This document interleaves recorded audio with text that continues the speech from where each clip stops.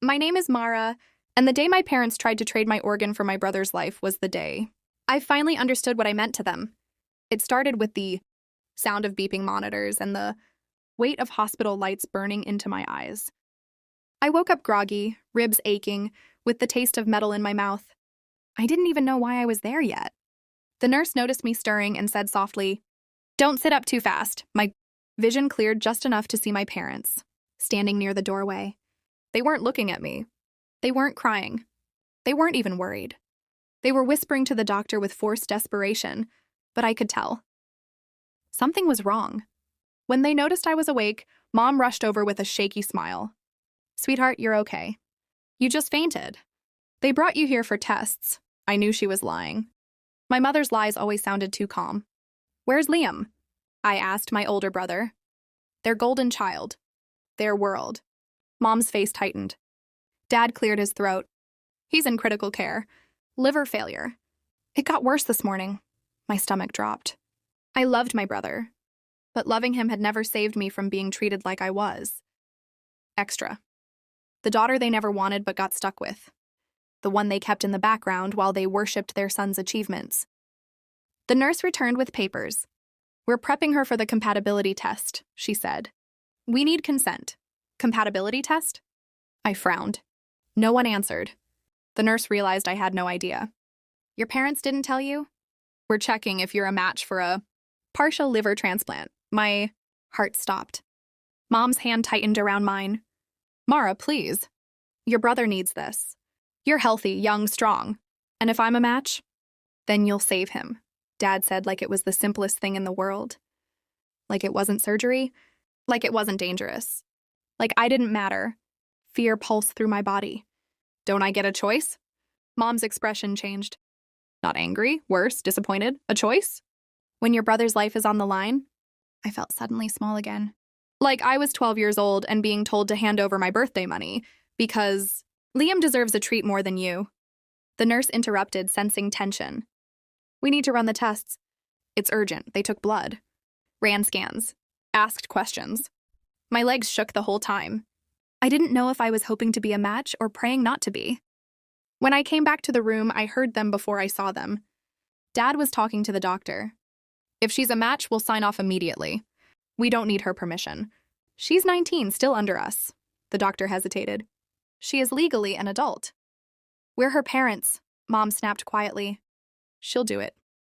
I froze outside the curtain. My throat burned. They didn't care how scared I was. They didn't care if the surgery ruined my health. They just decided I was the spare part needed to keep the important child alive.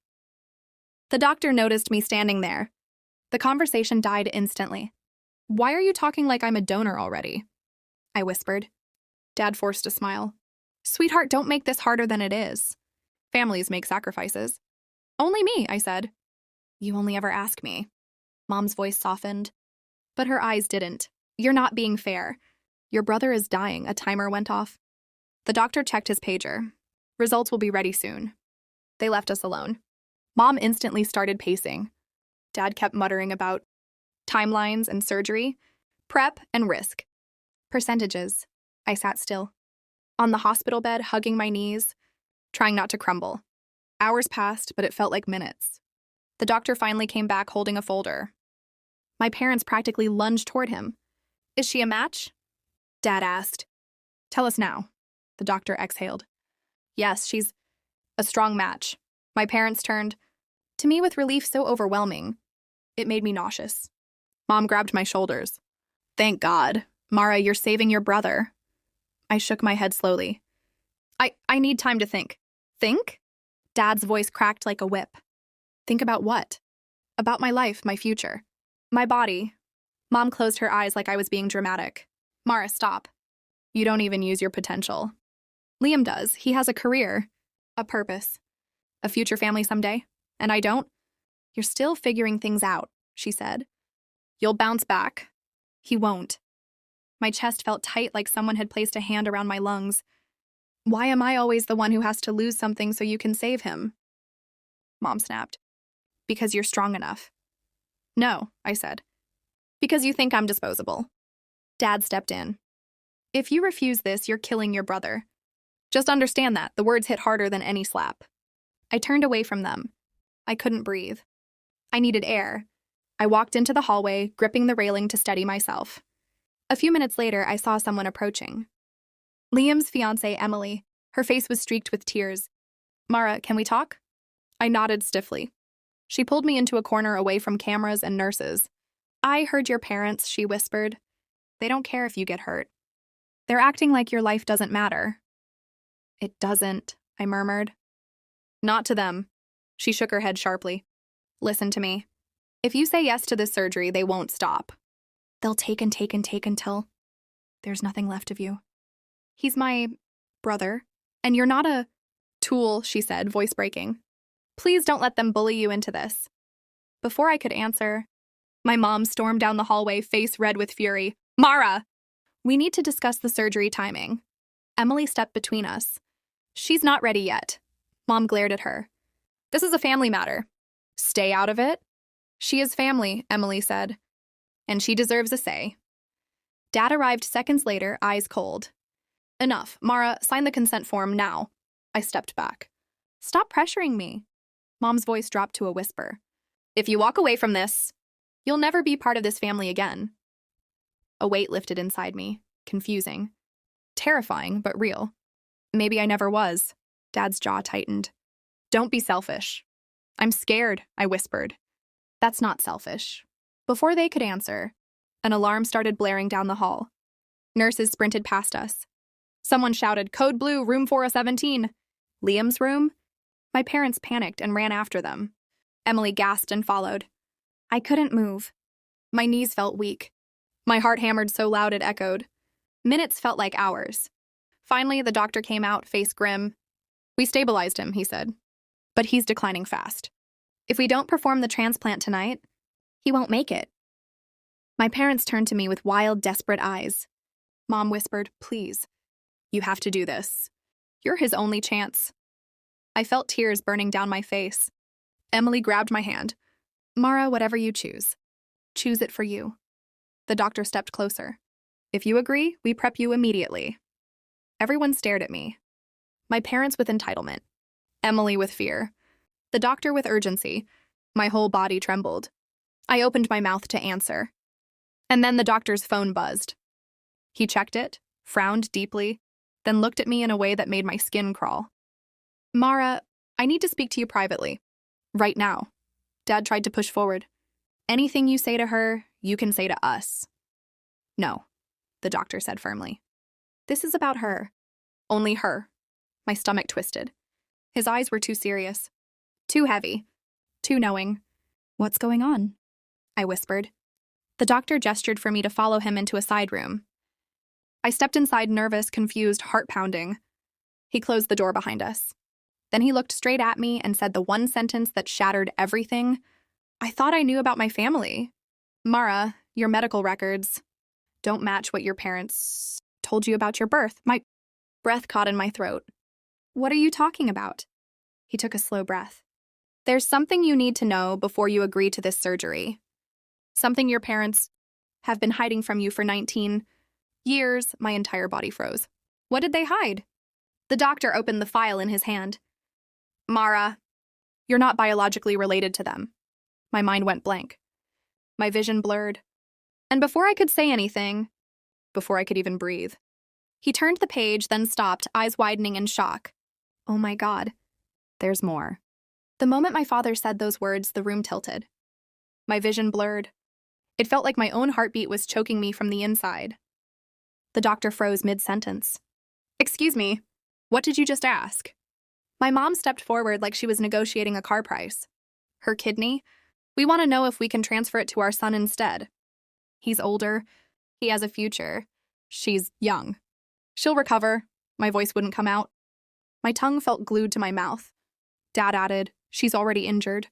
Better to make use of the situation instead of letting it go to waste. Letting it go to waste. Like I was scrap metal. Not a human. The doctor stared at them, baffled. That's not how organ donation works. And she's a minor. This is illegal. Mom's smile twitched. You doctors always say illegal. Until someone signs the right papers. My whole body turned ice cold. Suddenly, I understood everything. The rushed signatures they'd tried to get from me earlier, the way they were whispering outside, the urgency in their voices. They weren't worried about me. They were checking if I was usable. The doctor firmly stepped closer to my bed. She is not a donor. She is a patient. Dad leaned in, lowering his voice. We both know hospitals get desperate. We're willing to make it worth your time. Something snapped inside the doctor. He raised his voice. Sir, leave the room, now. My parents looked stunned. No one talked to them like that. Mom hissed, We're trying to save our son's life. He shot back. That does not give you the right to sacrifice your daughters. He pressed a button, and 2 security staff approached the doorway almost immediately. Dad muttered, This is ridiculous, but the guards remained firm.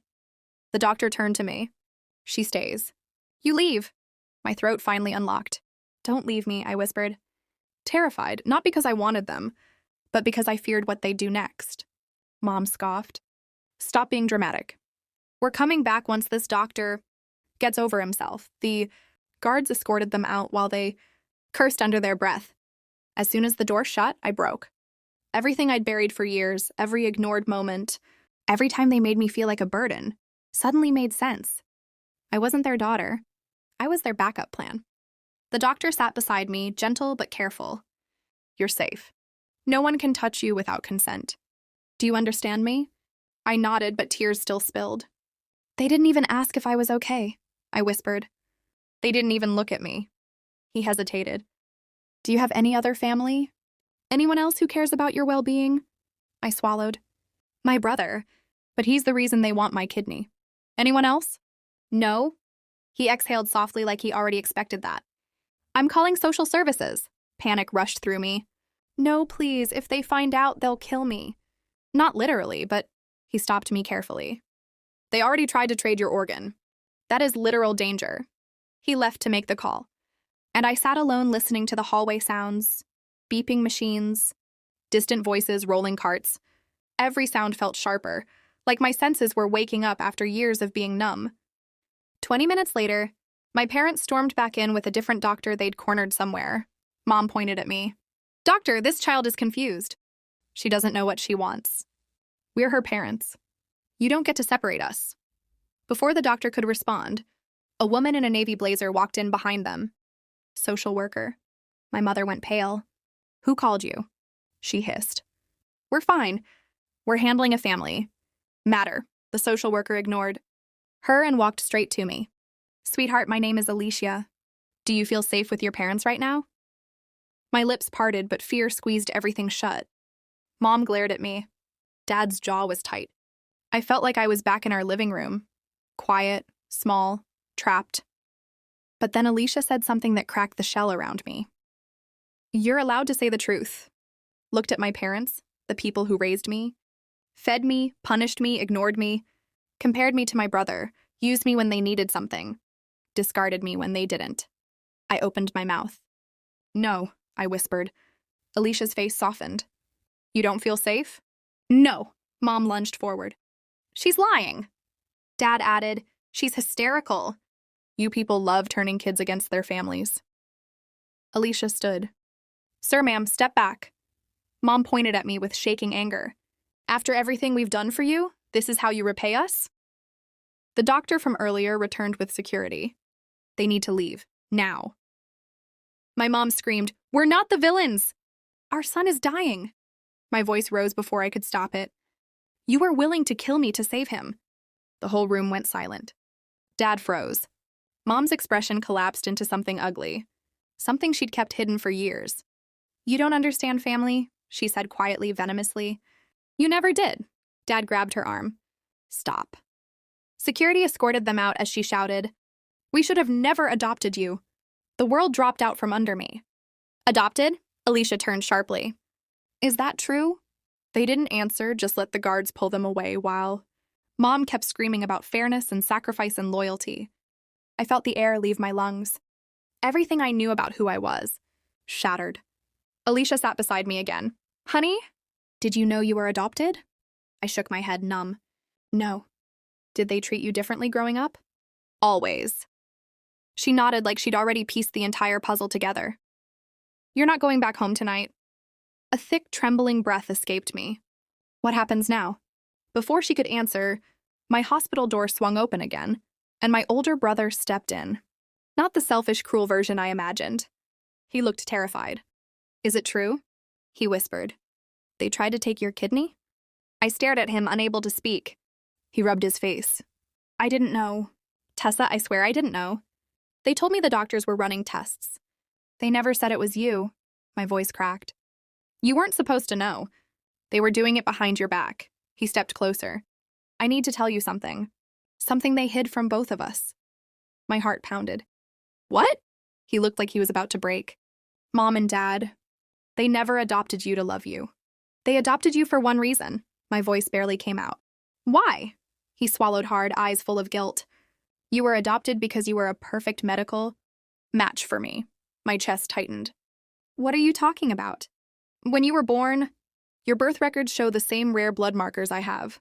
Mom and Dad chose you because they knew one day I'd need a donor. The room spun. So they adopted me as spare parts? He nodded slowly. I didn't know until today. I saw the papers in Dad's car. My throat closed up. My parents didn't adopt me out of love. They adopted me for my body. Before I could breathe again, he whispered, and there's more. The reason they were panicking today is because they found out something about your birth family. I stared at him, terrified. What? Did they find out? He stepped closer, voice trembling. They're still alive. And they've been trying to find you for years. The world stopped. My birth family wasn't dead. They weren't gone. They were looking for me. But my parents, no, the couple who raised me, kept me hidden. Alicia placed a hand on my shoulder. Sweetheart, this changes everything, my brother swallowed. I can give you their names, their address.